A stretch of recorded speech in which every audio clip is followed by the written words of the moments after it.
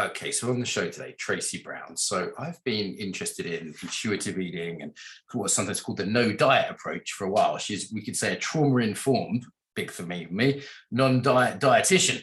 So I was going through Instagram and normally it's, you know, the same old nonsense, and her stuff jumped out at me. So I immediately said, Zeba, it's my PA, Zeba, get her on the podcast. So joining us from Colorado, Zeba, Tracy, welcome. Thank you, Mark. And that's a huge compliment. I'll be honest, I get pretty zoned out and bored with Instagram stuff myself. So the fact that you notice that, like, oh, it's not the same old stuff is really a big deal, because I'm like, nobody likes my stuff because I just do whatever I do, you know, and it's all good. So I appreciate that.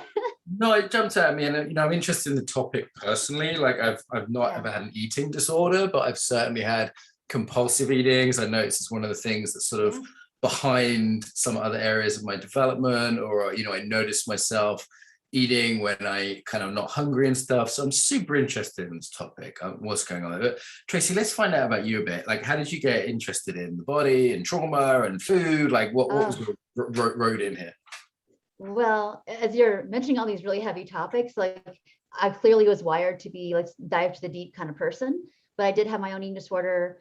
And I was pretty clear that it was way deeper than just like, oh, you know, I want to be thin, I want everybody to love me and like me. And as humans, you know, we want to belong. However, I got into that work because that's what helped me, is to, like, I've got to do the exact opposite of the way I got here around food. So I'm just going to eat the food, eat from hunger and fullness. I can't rely on diet culture to actually help me be an expert, because listening to culture is what helped get me into this mess in the first place with my own eating disorder. So I ended up getting help from somebody who did this kind of work, and that was pretty rare 25 years ago. And so I thought that's what dietitians do. We help people have a good relationship with food, take it or leave it, go with the flow. And then I got my education. I'm like, oh my goodness, this is like, a lot of this is glorified disordered eating anyway. So I got my degree and, like, okay, I'm either going to have to, like, figure out a way to help people actually just be chill and normal with their food, or I'm going to have to find another career.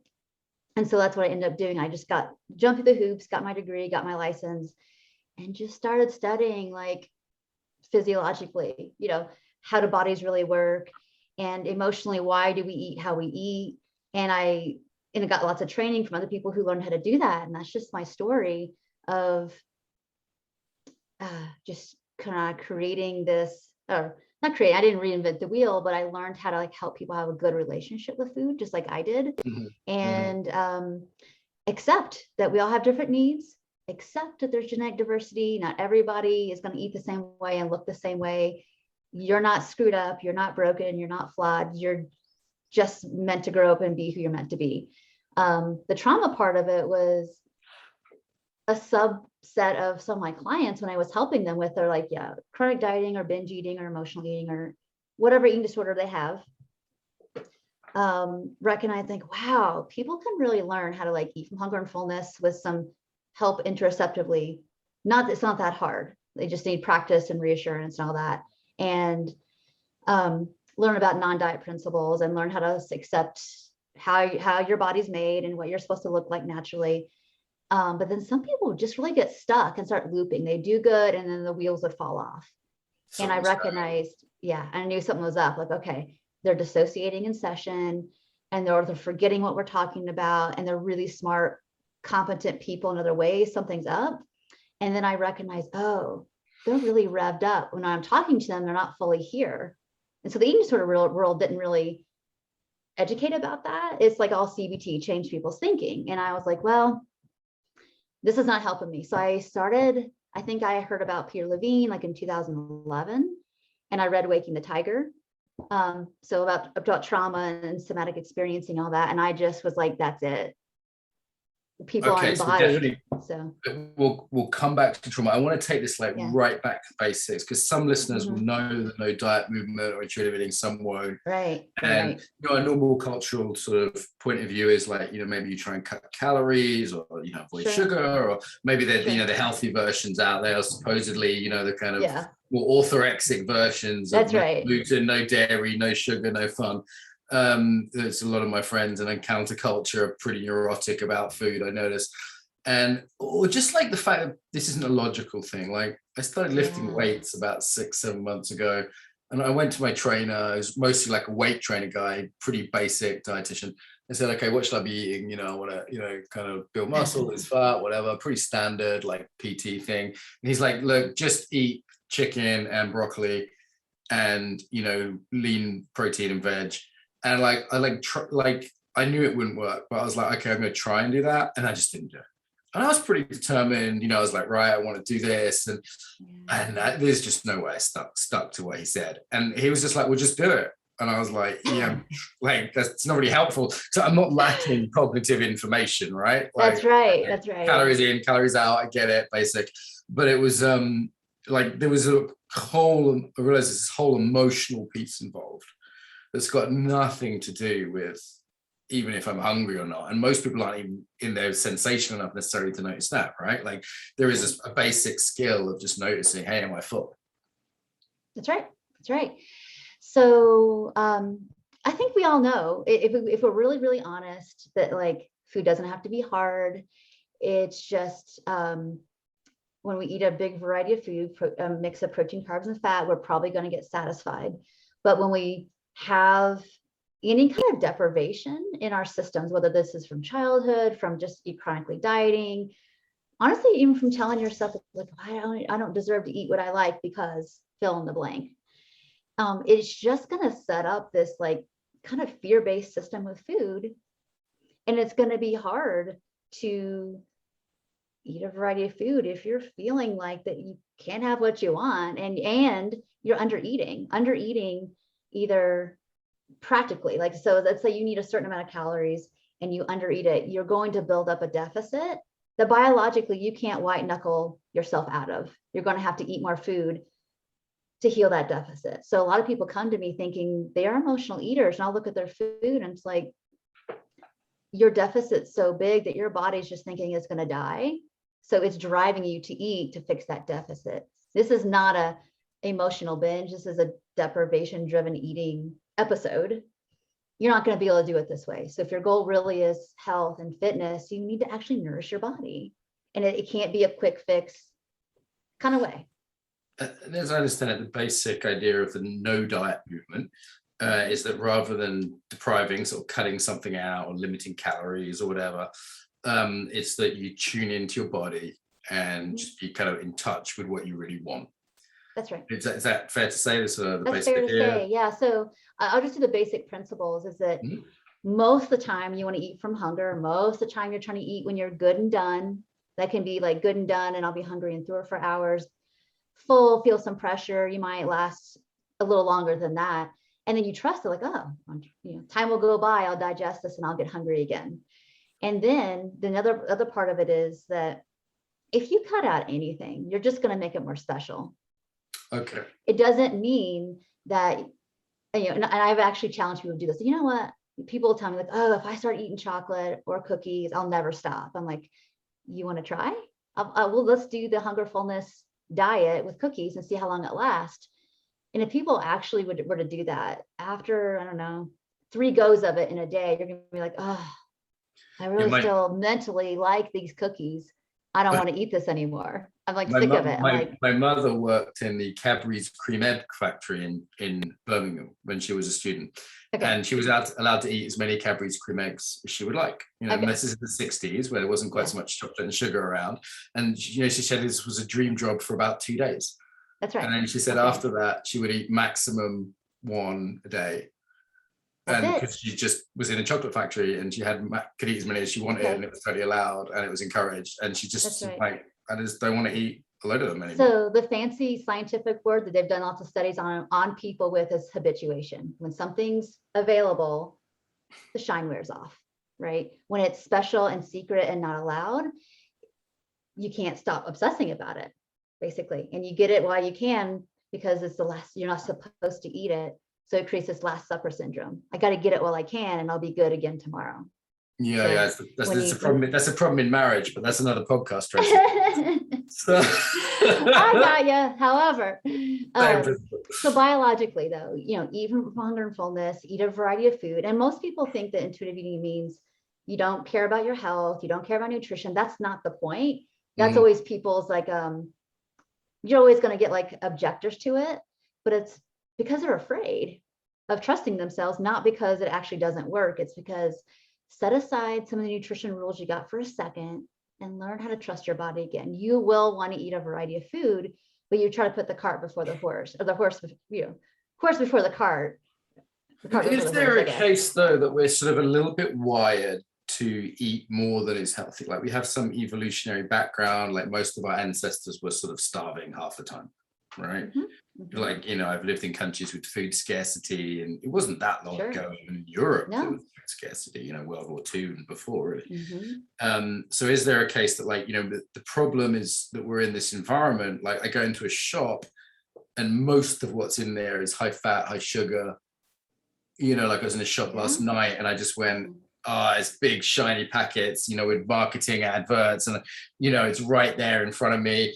Like, this is not a natural evolutionary environment, right? Like there's only so many bananas I can eat, but there's like sort of, I don't know, Belgian chocolate's a whole nother matter.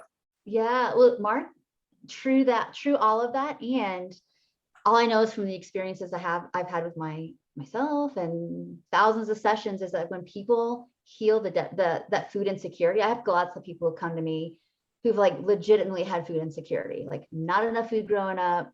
And then they got into diet culture. And so they had a double whammy of like issues to work through. But when food gets in full access, it starts to become less special. Now, that might take you a year or two to like heal all that, but people can.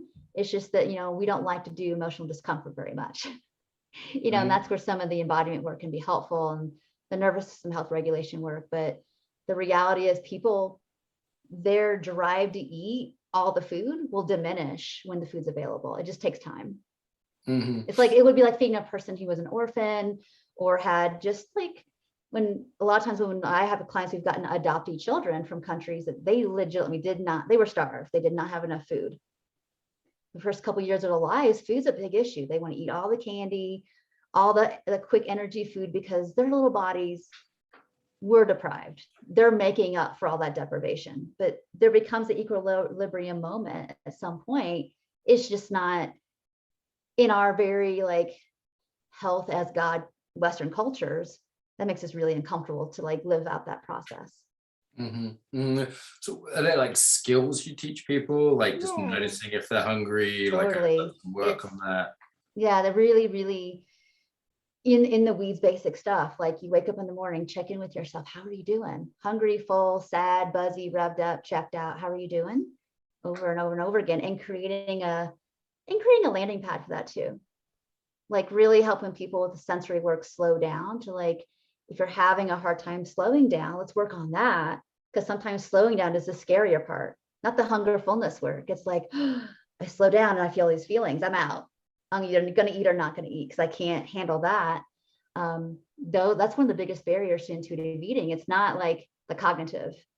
We get it. It's not that, in theory, it's not that hard. It's just very scary to let go or to offer ourselves something else in these perceived safeties, which is dieting, restricting, food rules, or even not binging. It goes both ways. Some people like, hunger scares me. Lack of being stuffed scares me. So we have to look at the relationship of what is the function of all that. So what I notice is that I eat more when I'm a bit tired or lonely, for example. Sure. Like when I'm away from home, working on a job, like the first job I did in Ukraine this year when it was really intense stress. Yeah. I was like big time. eating just junk food. And I even noticed I'm away from my wife for a week or two, and I started eating, just my food habits start slipping towards her less healthy habits. And sometimes I'm pretty cognizant of it. Like just last night, had kind of a tough day, difficult day, long day, had decent healthy dinner, was like, okay, yeah, cool, felt pretty satisfied. Then I had like another disappointment in the evening I wasn't expecting. And I found myself just in a shop buying ice cream, not physically hungry at all. And like what do I do in that situation? Like, I'm like, okay, I know I'm eating out of some emotional drive. I know this isn't particularly great. I'm not going to feel great when I'm stuffed. And we're not talking like hardcore binge here. It's just like, I'm full already. So why am I doing this kind of thing, you know? Like, you know, I went chill with my wife. I actually bought her an ice cream, which was also nice. And it wasn't the worst thing in the world, right? But it's like, it just didn't feel, it was a bit compulsive. And I didn't feel great afterwards. I don't have some big body image issue, I don't think, but it was like low level kind of compulsive eating stuff. And I think that's pretty common if people were more. I was going to say that circumstance is really common. And if I was looking at what I would want to do with you, Mark, is look at your whole day of food. And I would look at, okay, so does you know, when people have a drive to eat at night, I have to look at, did you eat enough all day? If the first half of your day is low, how come that happened? And that either has to do with our busyness level. If we're dysregulated, nervous system wise, if you're in fight or flight, those like digestion on board, accurate neuroception stuff is offline. It's like survival mode. And so we might undereat on accident. Like, I didn't feel hungry. I went 6 hours. I didn't notice it. So the evening is going to be, you finally come down for some of that fight or flight, and you might have some cellular hunger. Like, look, I only got 50% of my needs met today. So I ate and I got full, but I'm still at a deficit. So there's still a drive for fuel that can be happening. Or let's say that didn't happen to you. And it's like, no, I was full on all day. I ate breakfast and lunch. I thought I got satisfied, or at least, you know, there's a difference between being full and satisfied. Like, you can eat food, but like, I ate food, but now what? You know, I'm not satisfied. So you can be eating to fix the missing satisfaction at night. Or let's say that everything was good to go all day long. You're not in fight or flight all day. You're not dissociated with your eating. And it's like, yeah, this is what I've got overcoupled in my history, that these certain kinds of foods, the moment it hits my mouth or my throat or whatever physical experience you're getting from those certain foods, they're coupled with an emotion. That's it, right? So for some people, let's say ice cream, it's not the sugar, it is the sensation. Those first 2 bites give me sense that, I mean, it's probably like first association, you know, mum buying you on holiday kind of thing, that treat once a week. I mean, you know, like you've been a good boy from going to the supermarket. Sure. You know, I distinctly remember that when I went to the supermarket with my mum, because she was a working mum, and sort of dragged me and my sister. It's like, if you're good, I'll buy you a candy bar, you know, and we'd have that one chocolate bar a week kind of thing, you know? And it was like, good boy, good girl. Okay, so let me ask you a question. So when you ate whatever you ate last night, you know, it's something, well, I guess I would ask you, like, what is missing in this day that this food's providing? What connection, what relational feeling, what emotion? It's not good or bad. It's just like, oh, that's the function of that eating. If everything else is on board, meaning like there's no caloric deprivation, I'd be looking at. Yeah, well, part of it is I lifted a lot of weights in the morning. And I find when I'm lifting, I mean, when you're lifting weights, like I lift weights, you're really breaking down your body. And the idea of not eating a lot when you're, I don't know, I guess there are these weightlifting guys who, I don't know how they do it for, you know, bodybuilding competitions. Like the idea of lifting, like, how do they, like, I don't even know how they would do it, like the willpower or pathology, I don't know, because it's like when I've lifted weights, I'm going to fucking eat. That's just how it is. Like, I can't. They're hungry too. They're not fun to be around. Let's just. They're just grumpy and hungry, like when they're cutting. Yeah. Like not a lot of fun, particularly like some low body fat guys with high muscle. I mean, a lot of people talk about unrealistic women's body issues, right? Like I listened to a thing. Was it Hugh Jackman who plays Wolverine? And he's like, look, I had to suffer for 3 months, and then before the shoot, I dehydrated myself. And then there's a bit of clever lighting to make it look even better. And I was still grumpy, and I passed out at the end of the fight sequence because I was so calorie deprived. And I'm thinking, God, you're a professional. Literally, your only job is looking good and talking on camera. And you've got the best trainers in the world, the best, you know, all these nutritionists, Hollywood, whatever. And you struggle. And you only look like that for that scene. And then 2 days later, you've eaten plenty of cakes. Like, guys have this crazy body. So Mark, I'm so glad that you said that, because it's like, it doesn't matter how much professional support you have, you cannot outrun that physiologic response to starvation. You are going to not manage your cognitive ability, your emotions, and your physiology. It doesn't matter, rich, famous, all the people to support that. Physiology is physiology. There's some famous boxers who always get really big after a fight, and different fighters, because it's just like they can't help themselves. It seems like their body's healing that. If you're famous, it still doesn't mean you don't have the same, like pituitary gland and hypothalamus that makes you go back to try to heal that damage. That's just how it is. So. Yeah, I try to remember not to compare myself to the 25-year-old young guys on Instagram either, so there's also some biology involved when you're 42. Like, that's right. I'm sure I could be ripped, but it's a lot harder just chemically than some of the young guys. Well, yeah, that's right. So I hope that helps you a little bit with your day to like, oh, there's some factors here as to why I ate what I ate. Could be some deprivation, missing the mark with eating enough food with all the training I'm doing, and then just happy, mad, sad, afraid. How was I doing? And how did that food help me get me back in my window of tolerance, or like feeling more here or more settled or whatever? I had a big realization about this 2 winters ago. I went to winter in Mexico. And because of the time difference, I couldn't overwork because of my team went online. And it was sunny, and I was swimming in the sea, and I was living in a chill place. And I actually was eating street tacos and burritos every day because they were super cheap and I liked them a lot. And they were just there. And I was like, yeah, fuck it, I'm lazy, I'm in Mexico, why not? And I lost weight. And I was like, I'm on a burrito diet. And I lost weight because I was happy and chill and in nature every day. And I'm like, hang on a minute. I've been eating what most people would say is just shockingly bad, greasy, meaty food. And I was losing weight. And that's when I went, well, it seems like the important factors here are more psychological than to do with the nature, do I have gluten or dairy or whatever. Yeah, there's no magical weight gain food. There's no magical weight loss food. There's food, protein, carbs, and fat. It all boils down to those components and your connection with what you're feeding. Say more about the connection. Like, I noticed there's a difference in like my wife cooks me a meal versus Deliveroo. There's a different level of satisfaction in like, okay, someone that cares about me has prepared this. That's for you then. It's like, wow, you're eating this. And I don't know what that experience is like, but if you're more settled, if you feel safe, if you feel cared for, and that will put you again back in that from a nervous system perspective. If you feel warm and safe in that kind of relationship, you're in the ventral vagal part of your nervous system. Ventral vagal is safe, connected, here, all the good stuff, like rest and digest. You're more likely to like, oh yeah, I'm full, that was really good. Get more pleasure from what you're eating, have more connection with it, know when enough is enough.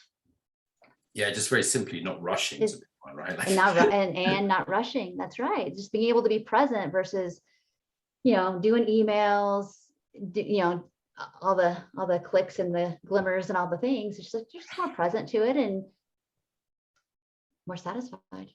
That's the theory, right? At least.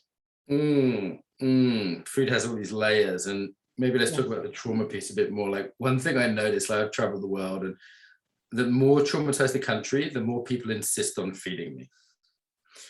Like food's a big deal in a lot of places. Like Israel is a classic one. Every time I'm there, my friends are feeding me. Poland would be another. Places that have had food scarcity and or trauma. Like, it's totally different orientation to food than, I don't know, if I'm in Norway or somewhere. Interesting. Right. So now everywhere has trauma, but there's places with less trauma. Yeah, it's also a different feel around it. Like, I was just in Slovenia, which is a relatively untraumatized country, certainly compared to the other Eastern Bloc countries. Very chill, ventral vagal kind of vibe to it. Very sort of eco-regulated, co-regulated kind of chill place. Great for a holiday, actually. And people enjoy food in this kind of non-pushy, non-neurotic kind of way. Eat outside with friends. It's not so loaded. It's not quite as like precious as the French or you know, the Italians have this weird thing going on. The food sort of got this moral quality to it in Italy that it doesn't have elsewhere. Whereas in Slovenia, it's just kind of easeful around food, kind of take it or leave it. You want ketchup and pineapple on your pizza? Go for it. Like, because there's different ways it expresses, right, culturally, from the sort of having to feed people through to these kind of very precise neurotic things. Like there's a lot going on there. Good observation. I would love to be eating all these places to notice these things. It's really cool. Thank you for sharing that with me. It's like, yeah, if you can look back multi-generationally, that means something about how we connect, what we can offer, what's real safety, what's faux safety. I don't know. It's interesting to think about it. Say a little bit more about how you've seen people with trauma use food. I guess it's a numbing for some to not feel the difficult emotions.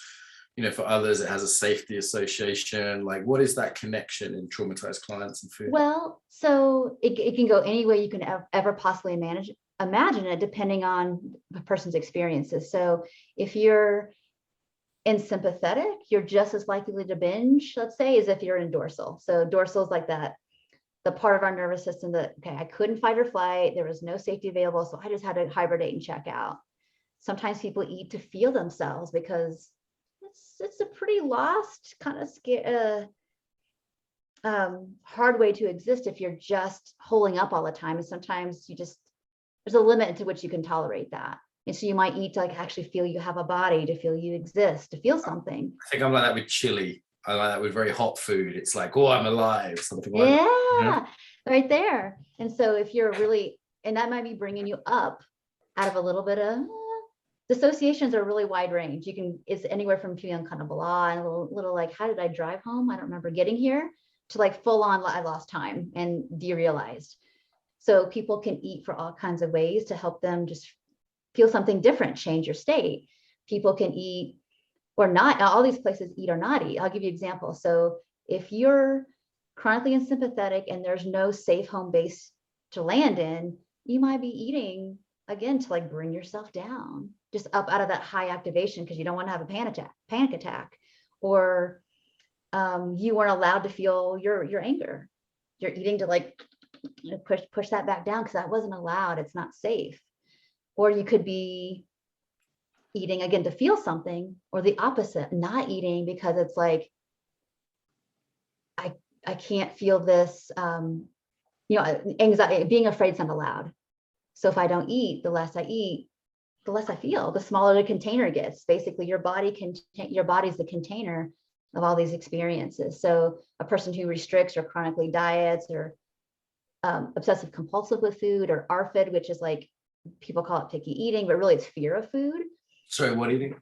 ARFID is called, it's basically like fear of food, fear of textures, fear of the experience of eating certain things. If you don't eat, you eventually just kind of get numbed out. You just get a little flatlined emotionally. So that can be a function of that. The same thing with if you're a little checked out in dorsal, people will go 6-8 hours no food. I'm like, Tracy, I wasn't trying to restrict. I just don't know what happened. My day just got away from me. And it's not, they weren't trying. These are like clients, let's say, that struggle with dissociation. It's almost like the eating disorder part isn't really the main problem anymore. It's more just being here on the planet's the problem and staying safe. So they might restrict not on purpose, but just like, I here's my cabinet and I stared at it for 2 hours. Like I didn't know how to reach. I couldn't do anything. I don't know. And it looks like some people like, wow, they have restrictive eating disorder. I'm like, well, maybe technically, but it's not about the body. It's not even about the calories anymore. It's, I'm not safe enough to reach for my needs. I can't identify my needs, that kind of stuff. So it manifests all kinds of ways, but all of it means to me, like, I don't have practice and resourcing to get into my window of tolerance and to feel safe, or I don't have one to start off with and we got to build one. So there's a sort of solution here, really, just like do the trauma therapy, learn to regulate. Yes, that's all it is, over and over and over again. Like it's literally, great. All I'm doing is helping people like be present. What's relatively good enough right now in this moment? Can you hang on to that? And we're gonna water that like a watering a garden. every day. We're going to do that and build more resources and build more safety and build more safety. And then learn eventually your triggers or your glimmers, and just keep on nurturing that until it's like, oh, I'm a person with a internal sense of self, and I can identify. I think most people know what a trigger is. Do you want to say what a glimmer is? I've heard that a few times, but do you want to say that one just so people know? Trigger is just like what gets you activated, overwhelmed. I want to get out of here. I want to fight. I want to check out. Whatever it is, it can be a sight, a sound, a memory, an experience. A person can say something that reminds you of something from 20 years ago you haven't processed and you didn't know it. It could be anything. It could be anything. A glimmer is like, wow, what helps me have a relative sense of okayness? It doesn't have to be perfect safety. It could just be neutral or just better or relatively good enough to like, whoa, that's not happening to me right now. So healing our trauma, being able to stay as regulated as possible, noticing in our body these signals of actual fullness or sort of other emotional states that might be driving eating. And I guess, it's probably kind of a piece here around kind of self-forgiveness or acceptance. If it's like, hey, like I'm doing something that's not great or it's not perfectly healthy for me, it's being driven by trauma, but okay, I'm coping, and probably better that I'm eating a packet of crisps than, beating someone up or taking some heroin or something. Perfect. Right? Yeah. Probably worse things I could be doing right now. That's right. And having some compassion, self-compassion, I guess, just pouring. Yeah, and I want to bring that. That's a really important point, because a lot of times people have a lot of trouble with intuitive eating, because if I took the drywall off your wall and I looked at your wiring, it's like, whoa, you don't have wiring for self-compassion. Well, self-compassion gets built in thousands of co-regulatory experiences. Like, you were with me and I was welcome here with you. That teaches some self-efficacy of like, oh, like they help me meet my needs. My needs must be okay. I can meet my needs. And I'll look at people's history and it's like, there's no wiring for this. Of course, this is hard. Mm-hmm. When you were sad, people were like, whatever, suck it up. Or that's not, you shouldn't be so scared about that. And it's like, oh, there was just, the wiring's not there. And I know there's a lot of brilliant researchers that talk about that, but it's like, oh, sometimes I'm not talking as much about hunger and fullness perfection. It's like, hey, can we make sense of what's happening to you right now? Does that make sense to you? Oh, that makes sense that I ate this way at night. I look at my food physiologically. I don't get to say how many calories I need a day. I need what I need, and that's it. Can we accept that? One of my PTs was asking me to get an app and measure every single calorie that I took on. And I know from a fact that what you measure, you kind of get some handle on in some ways, but I was really resistant to the idea. I downloaded the app, and actually I've never used it once, because just something in me was like, I don't want to measure everything I eat. Like, I don't want that, because it felt sort of inhuman somehow. You know what I mean? It is. So let's make up some silly numbers, so nobody's triggered. Let's say that your body needs 5 calories a day. That's just a fact. And then somebody else comes along and says, for you to be a better version of yourself, you need 3 to get to that better version of you, because this version is just flawed. And you're like, how can that not create some kind of existential, like either a threat response? Of like, what if it's like, so people go, yeah, that's all nice. I mean, the no restrictions at all thing I know is pretty threatening. Like, many of us are on some kind of restriction.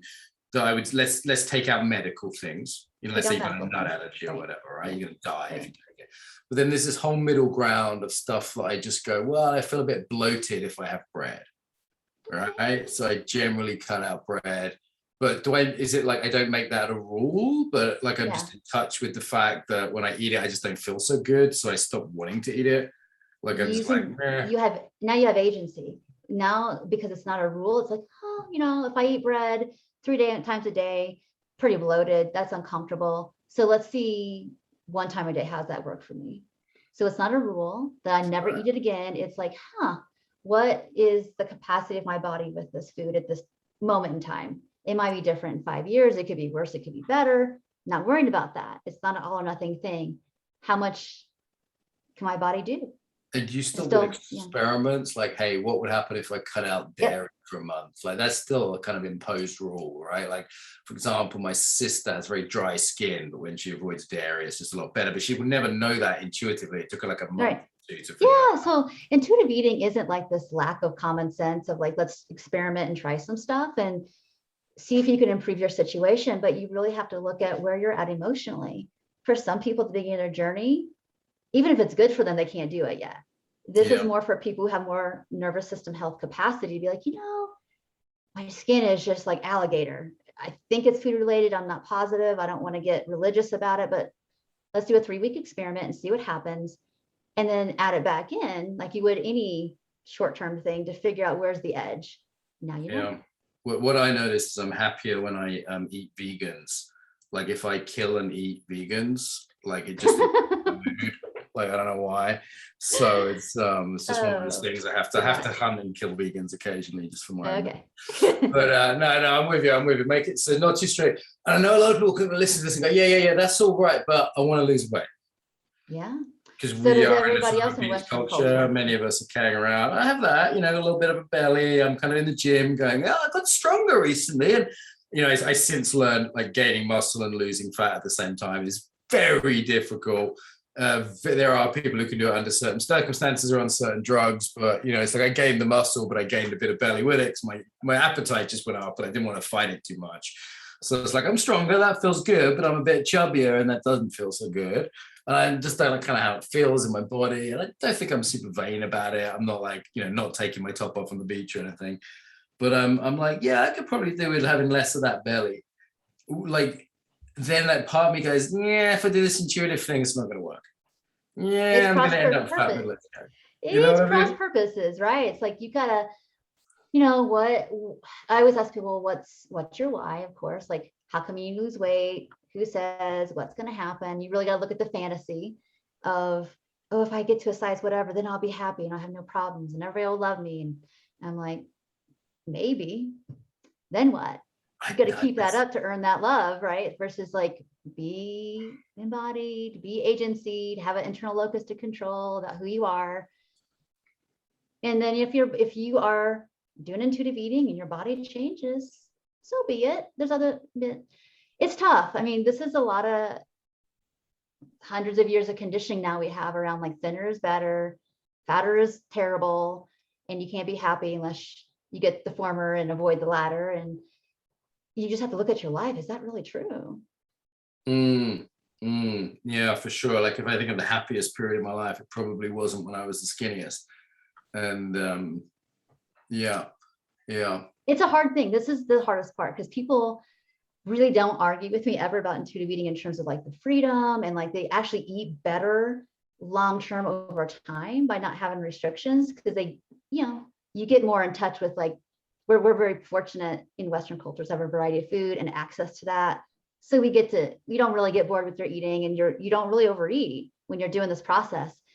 It's the argument's always about like, but it's not like how I think I need to be in this world to be okay. It's about belonging. It's never about health at the end of the day. Health can be fixed. We can work with that. That's not a big deal. That's easy. Yeah, I think it'd be interesting to really try the no restriction thing because I think most people on sort of a diet most of the time, not really. Yes. Then there's a group of people that are on hardcore diets, particularly Mark, we call it careful eating. People are like, I'm watching it. I'm being really careful. Like, careful about what? There's not a landmine there with that brownie. Right. Like, what is this about? Right. Like there's a certain kind, like I won't have too much of that, or I'll try not to have sugar for a few weeks, or hey, summer's coming up, so maybe I won't do that. Or you know what, I'll do that, I don't know, intermittent fasting thing. Like I've done that for a while, and then it becomes like a way to, like, I'm like, hey, it's breakfast, and I'm like, come on, eat. And I'm like, no, I've promised myself I'll have an 8-hour window to eat it. Like there's always these kind of like quite kind of new theories and good reasons that are like justifying it. Do you know what I mean? That's totally right. That's right. Yeah. What's the biggest pushback you get then? Is it like, hey, I just get fat if I do this, or yeah, I'm afraid I'm gonna gain weight, and then people will judge me, and then I'll be alone and die with cats. I'll die forever alone. And I'm like, wow, that's pretty big, huh? That like everything would fall apart. And we're really talking about like developmental trauma experiences. We're not talking about the reality of like, even if you're in a bigger body and your signal doesn't mean that you're not wanted or lovable, and life is out there. We just think that we can't have it until we get a different body. That's what it's really a very deep thing. It's not, you look at the practicalities of things, like, oh, you don't leave the house because you think that's what happened to you, not because it would happen to you every single day, all the time, and that you don't have anything to offer. You sent me some good notes ahead of time. One that jumped out at me was this phrase, I feel fat. I feel fat. What does that mean?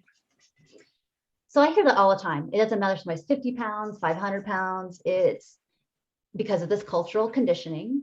In our culture, you can just look at marketing and you'll see a thin person having all the things, having the boyfriend, girlfriend, having the car, the house, the cute kids, the nice stuff, whatever. And that's the marketing. And you'll see somebody else without a head being like, you know, paraded out as if all this is what all the unhealthy people look like. So we get these associations. Thin equals happy, attractive, healthy, smart. Fat equals unhappy, unhealthy, unfit, blah, blah, blah. All those things, even though in real life, you see fat people doing super fit things, thin people, you know, can't do a sit-up. You know, that's the reality. There's a mix of human experiences. So anyway, but we have these associations and we learn to start expressing, instead of saying, I feel upset, I feel lonely, I feel overwhelmed, we start to say, I feel fat. Because we'll have these emotions in our bodies. And if we have experiences of not knowing how to express how we feel about circumstances, it's like we'll displace all of our I feel happy, mad, sad, or afraid into how we talk about our bodies. So instead of saying, I feel uncomfortable, we'll say, I feel fat. And I'm like, well, okay, so if fat isn't a feeling, fat is a energy-rich substance. That's a noun, like I feel cup, or it's an adjective, I feel blue, with the color blue. It doesn't work right in the sentence when people say I feel fat. It's like, what are you really saying? Myself for being fat according to a certain standard. So they'll be like, it's like I would say, can we rewind this or reel this back in and say, if fat was, or if I feel fat was actually, I feel uncomfortable, what just happened? What thought or feeling, emotion, sensation, flashback, experience, what just happened that you translated into the language of food and body? Because you can do change the body game like our culture says, and like, oh, I feel fat, so I'm going to go take pills and restrict and binge and purge and I'll over exercise, all the things. Or you can be radically curious, maybe some self-compassion here. Maybe let's think about like what just happened. Because yesterday you weren't saying you felt fat. You're just doing your day. Sure. Today you're like, and I guarantee you, a bagel you just ate for breakfast didn't make you feel like you can't fit into your car today. So what just happened? And I'm like, oh, my boss gave me another assignment on top of the other 10 assignments I'll never get done. And I'm just too overwhelmed to speak the truth about it because people pleasing, whatever their issue is. Like, I don't know how to communicate my needs. It's easier to hate yourself, hate your body. If I just fix my body or obsess over here, I can pretend like that's not happening. That's it. And that's always what it's about. Same thing with eating too. You can say, I feel fat, or I gotta go. I used to do that. I've been all into the spectrum with eating disorders. So it's like, I can't wait to go to the drugstore and get pounds of candy and eat because I don't know how to express the crap I'm going through right now. I don't have a language for it. So I'm eating. It's so available, isn't it? It's so available. Like it's just it's the price of a few dollars. It's right. Yeah. I spent $3 on 5 pounds of candy and eat and go to sleep and then survive again tomorrow until I learned that, like, wow, not only do I feel worse and worse and worse, my circumstances isn't any better either. Comparison's another one, right? Like I've never felt so fat, inverted commas, as when I lived with the circus in Ethiopia, surrounded by these ripped, beautiful, slightly malnourished, muscly boys. You know, like Malnourished is the word. beautiful black guys from Ethiopia, you imagine it? And I was like, whoa, I'm like skinny and fat at the same time compared to these boys. You know, it's just comparison. It's like, it's even like down to like who's in the gym some days, you know? Like I can be in the gym and be like, yeah. So comparison is about envy. Uh-huh. Envy is about I've learned some standards that I'm comparing myself to that tell me I'm not enough. You gotta uproot the I'm not enoughness. And it's like, is that really true? And who says? And like, oh, I learned that so and so from a person who also didn't feel like enough. And so you see the chain of like, this is all just projecting our trauma on each other. Miserable influencer on Instagram. And like, I always have clients like, wait a minute. So you're taking you're comparing yourself and getting advice from people who also have unprocessed trauma and are using food as a way to cope with the feelings they can't deal with as your standard to live by. I'm like, you're in trouble. We can't live this way if we're going to actually be embodied humans. So not so smart.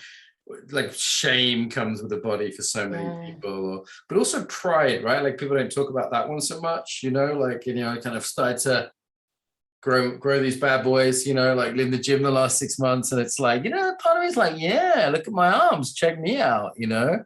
But I mean, that's just a different side of the same thing, like my well-being being dependent upon the size of my triceps or whatever. Same deal. And I think if people will ask me like, well, is it okay to like work out or if my body changes? I'm like, look, it's all about the motive. Sure, great, you get bigger biceps, that's fun and cool. But if you feel like you're a piece of crap when you like don't train as hard and you have other agendas in your life, you're in trouble versus like, that's fun and cool. But you also still like yourself just as much with smaller biceps and you're doing your life, you're good then. It doesn't matter. Up or down. There's some pretty insecure big guys in the gym because to put that much effort in, you have to have a serious motivation. You know what I mean? Like, isn't he so big you're going to get with what I do, which is like 4 hours a week, you know, like people are doing 4 hours a day. Like what's driving that? Unless they're a professional bodybuilder, there's something going on there. Absolutely. Yeah. And I work with that too. They don't tend to come to as much because it's pretty vulnerable and, but it happens occasionally and big act of courage to be like, I think this is getting out of hand and I don't even know why I'm doing this anymore, but I can't stop on either end of the spectrum. Right. I can see where you get addicted to it. I can see where people get into that and be like, hey, I'll be happier if I just had more of this. And just with the guys, they're taking a lot of drugs, like a lot of Australians, a lot of people in anything in the fitness industry, they're putting a lot of dangerous shit in their bodies just to get that perfect look. Okay, we need to be wrapping up fairly soon. Tracy, is there anything we haven't talked about that you feel like you want to hit upon or you want to touch on? I don't think so. I mean, we touched on a whole bunch of really intimate stuff, vulnerable stuff, really interesting stuff. So I would just encourage you to learn a lot more before deciding like, oh, this is not for me. This is a bunch of hoo-ha. It's like, our bodies were wired. We were all born normal, intuitive eaters. Put a baby in a high chair, you put food on their tray, they eat it. When they're done, they're done. So they weren't. There's no education there. There's just right. The opposite. In fact, it's hard to get them to do meal times, right? Even to quite an old age, kids are like, I'm not hungry. Like, it's dinner. They're like, I don't care. I'm not hungry. So if you don't believe in a lot of stuff I've already talked about, go watch kids eat. That's a really a wonderful experience. It's a really so fun to watch kids eat and how they eat in bits and bites and dribs and drabs, and they grow just fine. Usually, unless we tamper with it, that's where kids get in trouble.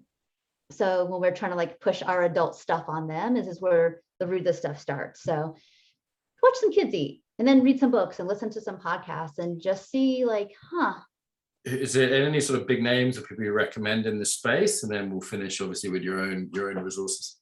Sure. I mean, the intuitive eating book is a good place to start. Evelyn Tribole and Elise Reich. Anti-diet, Christy Harrison. She's got a podcast and a book out there. I like some of the oldie stuff too. I've been doing this 20 something years. So it's like, there's all the new stuff, but some of the old books are really good. Big Fat Lies by Glenn Geisler, if you're really into the science and the health of like fatness and fitness and all that, because it's like just important to be fit. The weight's not as relevant around that. It doesn't mean it doesn't ever matter, but people are way better off stop tampering with their weight and focus on health and movement and emotional health and safety and all that than they are trying to get to some magical number kind of thing.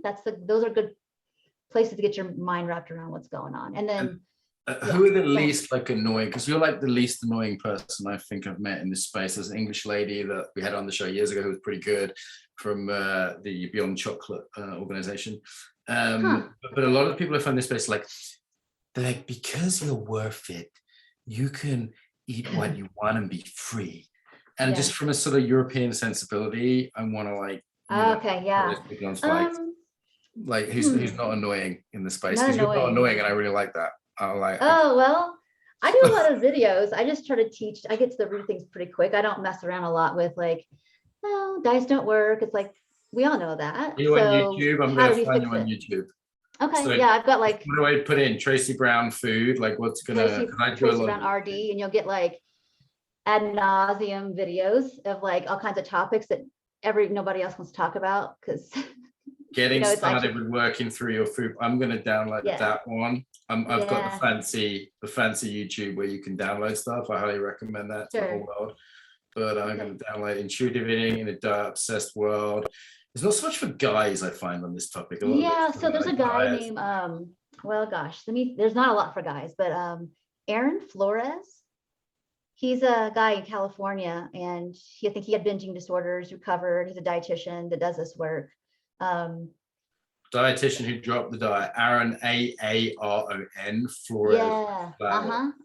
Okay, we'll look him up. And I can't speak to like how much people love it, hate it, whatever, but he's one of the few male voices. I know there's a doctor in the UK, and I don't know his name, Joshua something, that has let's just point people to you. We've been overly generous now. So where do people find you? Like, I find you on Instagram. What's your Insta handle? Sure, it's easy. Just my name, Tracy Brown RD, at Facebook, Instagram. RD, like Romeo Delta. Yep. So what does that mean? Registered dietitian. Okay, I didn't know what that was. And your website? Same thing. Tracy Brown RD. Tracy Brown RD. Awesome.